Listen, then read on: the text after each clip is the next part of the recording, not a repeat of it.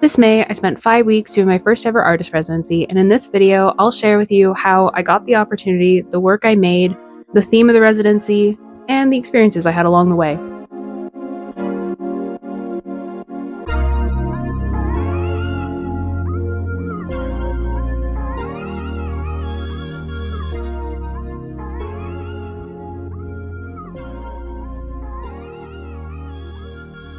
Hello, welcome to my channel. If you're new here, my name is Kayla and I am an emerging artist. I graduated in spring of 2024 with a bachelor's in studio art, and I've been looking for a way to stay involved in the arts community ever since. First of all, I never applied to do a residency. In June of 2024, I was scrolling akimbo, as one does, and I came across a call for exhibitions at the Art Gallery of Bancroft. Bancroft is about 4 to 5 hours away from my house. But my parents moved to that area just a couple years ago, so I was not only familiar with the town, but it kind of gave me a good opportunity to go bug them. I was able to put together a neat little application of art that I did in university, and I sent along without really thinking much of it. In August of that year, I got a phone call. It was Molly Maldivin, the curator of the Art Gallery of Bancroft. She expressed to me that she was actually really interested in having me there as their first ever artist in residence. Of course, they really had never done a residency before, so I would be the first. And this would also be my first ever residency. So yes, all across the board, yes.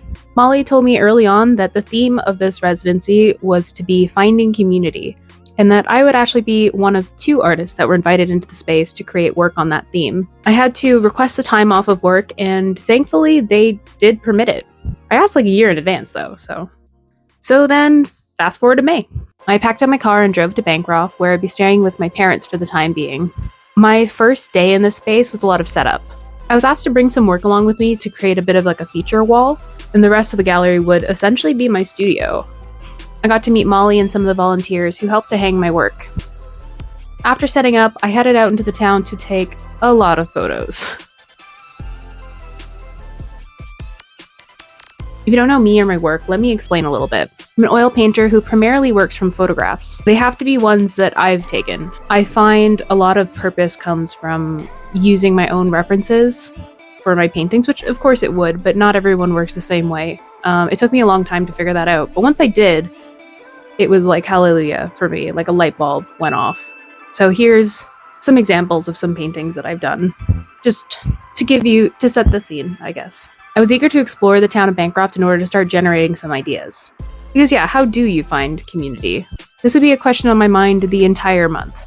On my way home that day, I was sure to stop for anything that seemed remotely interesting, including this park that had no one there. There was an empty swing set, this lake that just looked really ominous because there was no one there. Like, it was a pretty decently sized lake and there was just no one.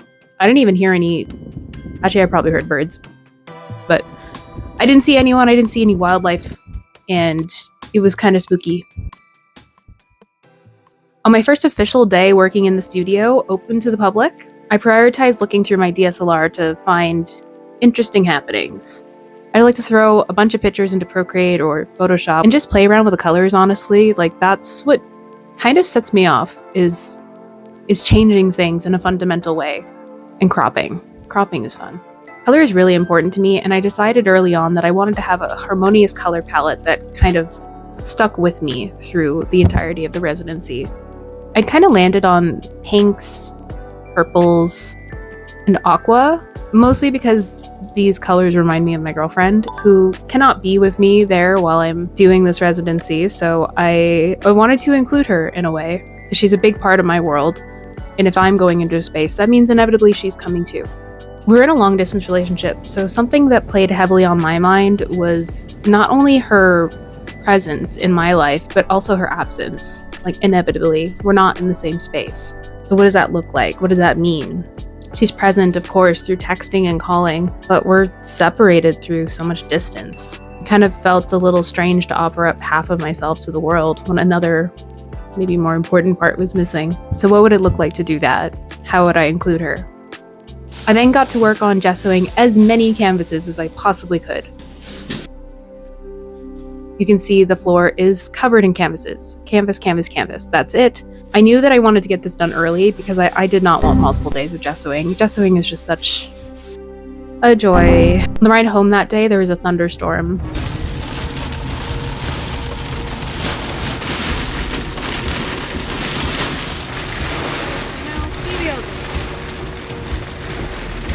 I saw lots of downed trees and debris, and for any weather nerds out there like me, there was actually I was gonna say a strong chance for a tornado. There was not. There was a mild chance for a tornado. And I think there actually was some small spin up somewhere nearby. I don't know if necessarily it happened here, but I was excited.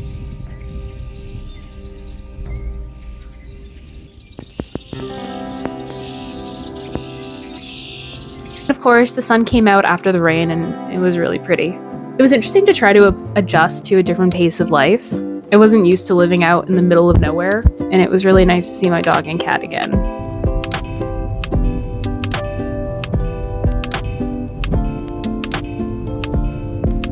On day 2, I made more references and started painting. I work in many layers. So the first layer is always a sketch. I like to use the grid method because I just find it's easy, it keeps me on track, it's fast, honestly. And then I just paint over it with a thin wash of acrylic. I don't know why, but I chose yellow, and you will see that I use this same yellow for every single underpainting that I do. And I don't know why I chose this color, I just kind of impulsively was like, I don't use this color a lot, so the first painting I started was this photo I took in one of the gift shops in Bancroft. There was this little wooden moose figure that I really vibed with. They were sitting on a shelf in the window overlooking the town, a small part of the town, but still. I found it really cute. I was really drawn to the stark difference between the inside and the outside. And I guess mostly it was just cute. It felt really homey and warm and welcoming, but also kind of like capitalism, which, you know, it's a store. Granted, that's like that. If there's going to be a place where something's going to feel like capitalism, it is going to be in a store. Yeah, it just kind of felt like a good representation of the types of people who are attracted to this community in specific. Because it's a lot of cottagers, it's a lot of people who like woodsy outdoor stuff, so they would also vibe with the moose. I continued this piece on day 3. That's when I was able to give it its first layer of oil, the underpainting. I also started another piece. I like to work on multiple pieces at a time. This was from a video that I took actually at my parents' property, where I was kind of just watching the birds fly from one tree to another. And there's just something really interesting about taking a motion blurred screenshot of it. And I was like, that's a painting. It was almost like each bird was working together to create a pattern, a bigger picture. Another day, another start. I started on this new piece, a reflection in the window of one of the downtown shops. I also gave the bird painting its first layer of oil. On day 5, I added the first layer of oil to the reflection painting. I was talking to one of the volunteers that day, Anka, who turned out to live really close to my parents' house, like literally like around the block. It was kind of weird because everyone lives really spaced out here, and my parents live literally in the middle of nowhere. So I was like, what? You know where this is when I'm talking about this random obscure road? She's like, yeah, okay. Anyways, I let her use one of my varnishes to varnish this really cute acrylic painting that she has in the gallery gift shop. I love this stuff. I'm buying some. And I ended up doing a bit more work on the moose painting. On the way home that evening, I saw that there was a road called Lakeview Road, and I kind of thought to myself, I wonder if there's a lake on that road. And I wonder if I can see it. So yeah, I took a little detour. Lake there definitely was. It was a beautiful little spot, and I was glad to have gone out of my way for it. After that, still in the spirit of adventure, I made a mistake. That mistake was listening to Google and thinking that Google has my best intention at heart. Google Maps told me that I could turn a way that I had never turned before on my way to my parents', and I foolishly listened to them. That's my bad. My bad. I guess it's because the internet is really spotty out there. Google got a little confused. It asked me to turn on this dirt road, which was in the opposite direction of the way that I was supposed to be going, but I thought maybe this is just like a really cute little detour. I don't know. All the roads out here are dirt anyways, so that's not alarming. A couple of kilometers in, it wanted me to turn down another dirt road. Except calling it a dirt road would honestly be a lie. It was a path. It was like a dirt bike path. It barely fit my car, to be honest. I don't know what you would do if another car was coming in the opposite direction. I think you would just panic. I should have just not done it, but I was like, at least this is in the direction of my parents' house. So, that makes sense, except it was a bad idea.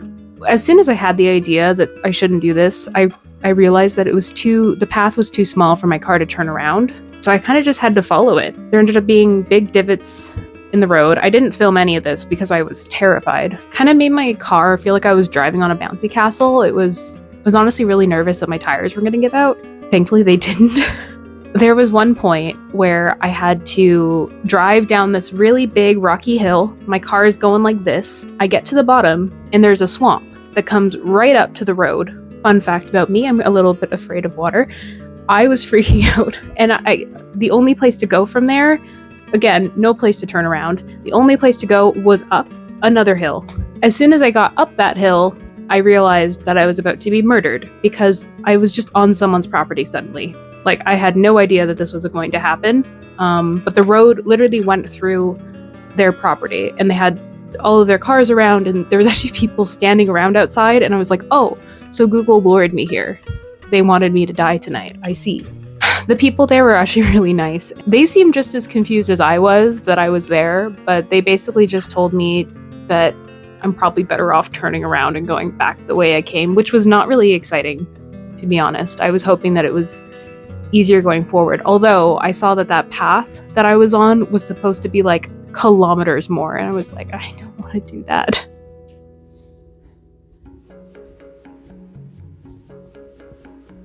On the first weekend, I ended up meeting up with Anka again. She invited me to go for a walk on her property, which was really nice, and she has a very big property. Saw a cute gardener snake. Oh, Roxy.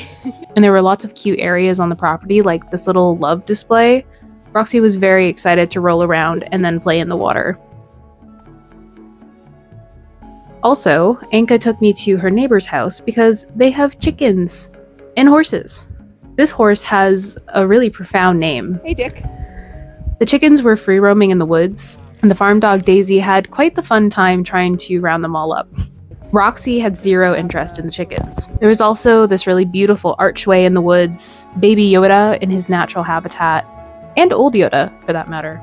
That night, the sky looked beautiful. I felt like the pictures were not giving it justice, honestly. I was trying to capture it from inside, but my mom suggested, why don't we just go take a little walk? The whole time, there were lots of turkeys, just wild turkeys hanging around. The male usually has like a thing hanging. Oh, but it might be just a young male. After that refresh, I was back in the studio. I added a lot to the bird painting. This was a lot of fun because I was really allowing myself to play with color and just create, just see what happens. Then I decided to edit one of the photos that I'd taken in the woods, and I got this. And this was pretty exciting. So naturally I got to work right away. I threw it down on the canvas and sealed it with some acrylic. When I came in the next day, I was very eager to lay down the first layer of oil on that new painting. I also started to finally add some color to the reflection painting and the moose paintings, now that their underpaintings were dry. That week, I was invited to go on a local queer studio tour hosted by artists Ken Fraser and Roy Mitchell. They took me around first to Maynooth, which is half an hour away, 20 minutes away from Bancroft. I got to meet the owner of the Wildwood Gallery, which had just recently reopened. Very exciting. It's owned and operated by a lovely queer couple who recently moved from Toronto. They have plans to turn the barn in the back into a ceramic studio, and it's coming along really nicely. I love to see these kind of grassroots initiatives from people who just care about their community and care about the arts. It was really inspiring. Then we went to the Sun Run Cafe, where I was able to actually get a gluten-free meal. Shock, surprise. I was happy about this because I really often struggle to eat anything safe, as I have a very strong intolerance to gluten, and especially when it comes to like cross-contamination. So I was very happy that I did not get sick from this. And I was even able to get a brownie. Amazing. While we were having our lunch, I was introduced to Mary Milne, who's a reporter for Mike Bancroft Now. We did a little impromptu interview. I'm told that it was aired on the local radio. I didn't actually end up getting to hear it, which I was a little sad about, but apparently it happened. They do have this article online that I'm going to post below if you're curious. While we were in the area, Ken and Roy took me to this cute little thrift store where I got to see a lot of interesting knickknacks. I was really interested in the idea of visiting some thrift stores in the area because I feel like thrift stores are a good record of the community because that's where you're getting stuff from. You're getting stuff as donations from the community, so it's going to be an embodiment of the community in some way. I was then taken to 2 different artists' at-home studios. It was really nice to get an inside look at how artists in the community are able to keep up their art practice. Also, I was given a free jar of maple syrup, so it was a pretty good day. When I got back into the studio after that, I was really excited to get back to work. I had been thinking about that sky painting a lot. Also, the volunteer that day brought the perfect coworker. That evening, I saw a deer just hanging out in the backyard. It didn't see me. I guess I was still enough, had just been sitting there. It was really cute. One day, I had an idea. Up until this point, I had forgotten to mention, I had a Bluetooth speaker going where I had this community playlist. I had set up a request sheet to encourage people to write down names of songs that they would like to see included on the playlist. A lot of people ended up participating in this, and it was really exciting to me every time their song would pop up, because I would usually remember who requested what, especially if we had some kind of conversation. I think music is just such a personal thing, so is art. You know, music is a form of art, it makes sense. So I feel like it's a really good way of connecting to people is to connect through music. So I was having a lot of fun with this idea of a blended playlist. You know, I had my own music on it to start. I wanted things to listen to that I would have fun with, but I was really enjoying these new additions. I saw it as a way of both sharing myself and also getting to know others. The sudden idea that I'd had was to start a community painting. I had a playlist. Now let's do a painting. What if I were to pick out a reference, draw it out, almost like a paint by number, except not. I put out the reference so that people knew what it was, and this is how I paint. I always paint with the reference next to me. So I wanted to emulate, in a way, how I work, and I wanted people to try to step into my shoes and see how would I approach this painting, and just open it up to the community. I ended up choosing this picture that looks through this alleyway into the downtown area. There's this really pretty large mural on the wall, and it just felt very, I don't know. I guess I don't know. I don't know what it was about this picture, but it just felt special. I felt like because it was recognizable, it would be a good jumping in point for people. I also decided to start another painting because who doesn't like starting paintings? This one is a reflection looking at the one major intersection of the 2 major roads that go through Bancroft, which is Highway 28 and 62. Am I right? Anyways, the painting's right over there, so I'm trying to look at it.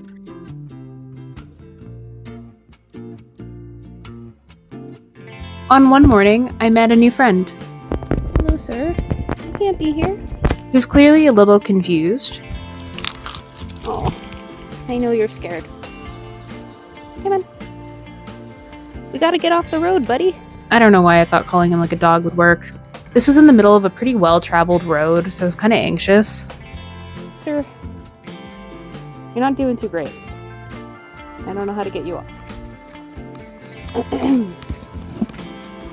How'd you even get up here?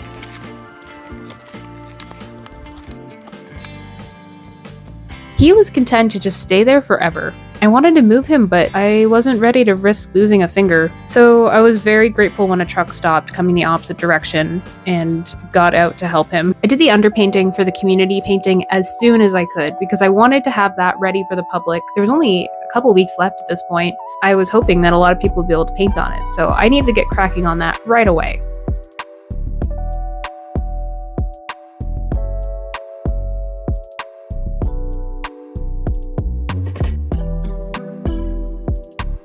The bird painting was coming along, but something didn't feel quite right about it. Like if you looked at it, I might have been able to say it was done, but it just didn't feel done. There was something about it.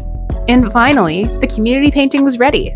I had decided that once I opened it up for the community to paint on, I would not paint on it again, and I'm glad to say that I kept to that promise.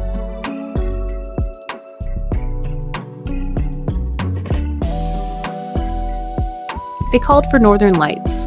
I was dragged out by my family, who wanted me to see it, and I, for the life of me, I'm like, am I blind? Because I see nothing when I look at the sky. My brother was saying that it was like really colorful, and I was like, what are you seeing? Because I do not see that. So I took some photos, and I guess if you enhance them, you can see that there's something there. Anyways, here are my vaguely Northern Lights-esque photos for you to look at. Don't get too excited. The community painting was a hit. I got lots of people to contribute right away, including some of my family members. You making a happy little tree? Yeah, happy little tree.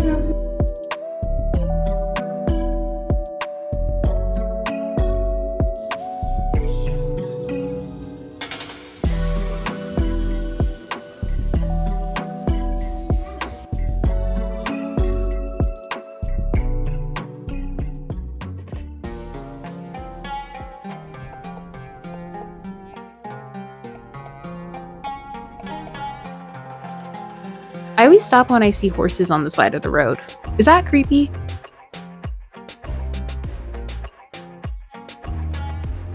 My brother's dog was very cute and allowed me to take a little photo shoot of her. She was sitting in this beautiful light coming in through the window. I don't know, something about her fur just picks up on the light so nicely. I was like, stay. I'm gonna take photos. Meanwhile, Roxy sulked under the table. The next day, I went to an opening at the Wildwood Gallery in Maynooth.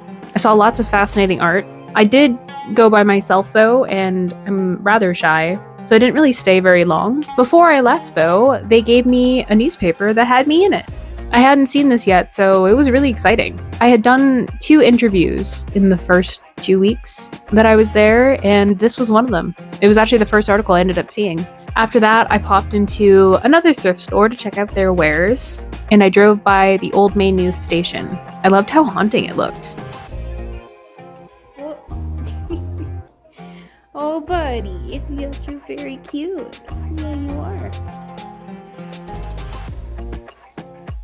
The local high school art classes were invited to drop by and visit me, and it was a really fun day.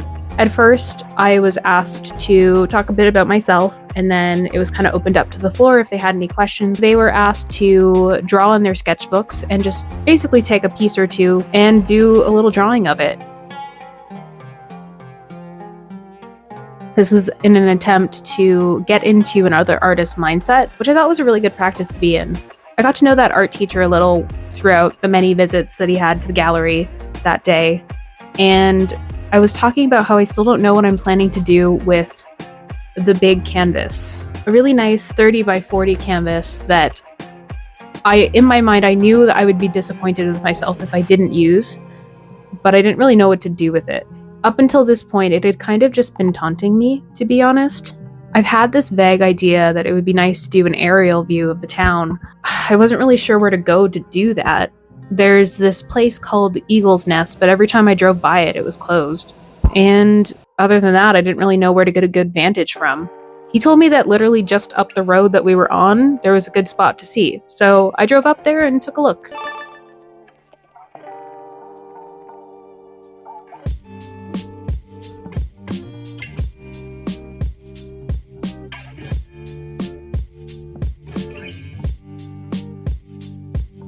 On the way into the gallery one morning, I got the dreaded check engine light. Begrudgingly, I turned around and ended up leaving my car at home for the day. Thankfully, my mom let me use hers, and my dad was able to take a look at it, and it was nothing too serious. My car likes to test me, we'll say that.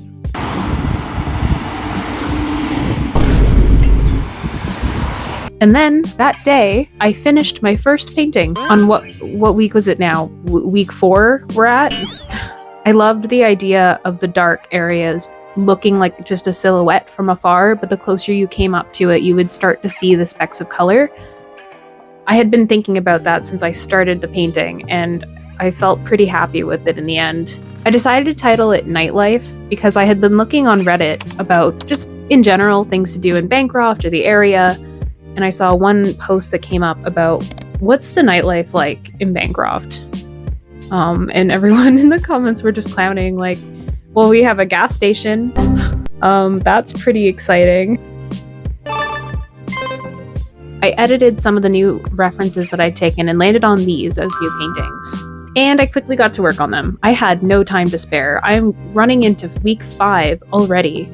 I have an exhibition to finish. This is a lot of stress. At this point, there's only a week left until the reception. And sure, they don't all have to be finished, but the completionist in me wants them to be. I really didn't want like an entire gallery full of unfinished work. That's just not what I wanted. I needed to hustle.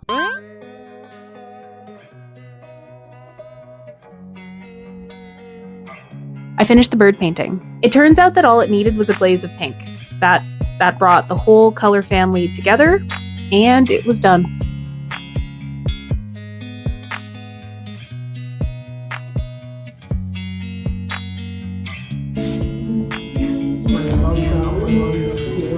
It's gorgeous. Thank you. You've done quite a few, haven't you? Yeah, sometimes they work kind of fast. I had a lovely group of university students come in one weekend. Yeah, the playlist that's going right now, I've been adding songs like a request. Oh, unless you were about to say. No, this guy. It's on the ground. Got it. Leave your mark. I love that. Yeah, I love that one too. I want to say almost like it feels very.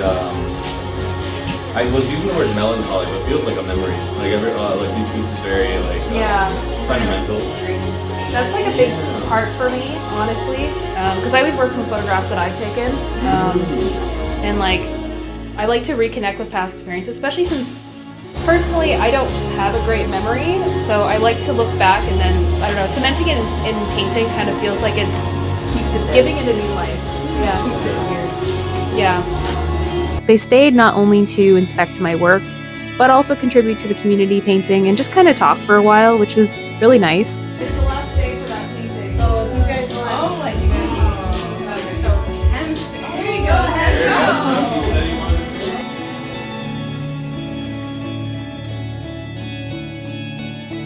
Hello? Hello? You stand real still, I see you.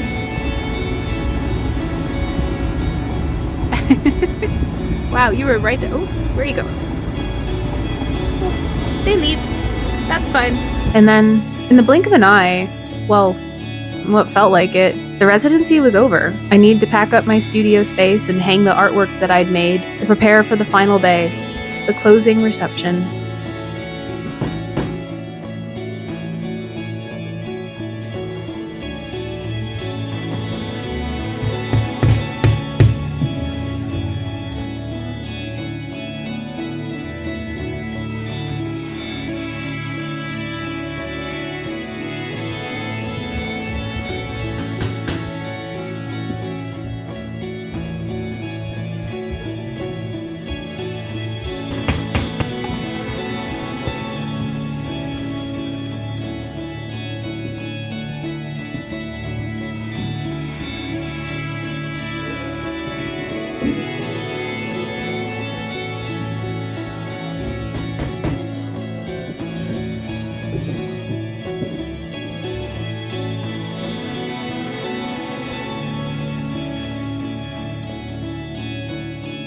There was a pretty good turnout for the reception, even though most people in this community were used to openings on Fridays and we were having a closing on a Saturday. We still got a lot of people to come.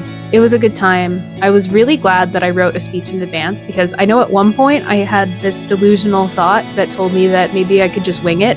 Don't do that. Write the speech. I guess I'll play some of the speech here. For those who don't know me, I'm Molly Moldovan. I'm chair of the board and lead curator. We are a volunteer-run and volunteer-led gallery. We have only one part-time employee and hoping to, at some point in the future, to secure government funding, Arts Council funding for our operations. Hasn't happened yet, but we do thank the Ontario Arts Council for making this project possible, and also the Trillium Foundation for giving us the funds to rebuild our gallery walls. Our first artist in residence is Kayla St-Pierre, working within the theme of finding community. A recent arts graduate from Guelph, Kayla has spent the last month exploring Bancroft to discover the ideas of community that overlap and overlay the geographic area, translating them to works of art. In November, a second artist will inhabit the gallery to create their own artwork on the same theme. And in May 2026, the AGB will mount an exhibition of the work created or begun by both artists in their respective residencies here. Okay, so thank you to everyone who came out on this unseasonably cold Saturday. Although having everyone here makes it feel a bit warmer. I was really intrigued when Molly first told me the residency's theme would be finding community. It's something that isn't so straightforward, really, to put to canvas, and that made this challenge more exciting. Since my process uses photography, I decided early on that I would only allow myself to use pictures that I've taken while I'm here in Bancroft for the month. From there, I was really interested in being open-minded to what may come by saying yes to the world around me as much as I was able to. From talking to a lot of people, something I've discovered is that feeling connected to people is something that everyone struggles with, to different degrees. Multiple people have told me that it took them at least 2 years to make real connections with people when they moved out here to an area where people are so spaced apart. But honestly, even living in a city, I felt the exact same way. It is just genuinely hard to meet people and to feel like you are a part of something. It's pretty easy to feel closed off from the stranger you pass by on the street and the pickup truck that tries to pass you on the windy highway. I think the struggle is something that ties everyone together though, whether we're aware of it or not. When it came to translating all these thoughts into paintings, I really didn't want to be very literal about it. I let myself be inspired by the encounters I had when trying to immerse myself in this town and surrounding area. One of the concepts that emerged in my paintings is the idea of movement, the way that people travel to and from, the power lines that connect us with the digital age, simultaneously helping and worsening our collective loneliness, nature and life thriving within solitude, incongruous ideas that shouldn't work together and yet somehow they're intertwined. Later, I had the idea to start the community painting. Altogether, there were 35 people, 36 if you include myself, who collaborated on this painting. One special trendsetter painted the first cat, and after that there have been more cats and mice and birds, and many fun additions that I honestly would have never thought to paint myself.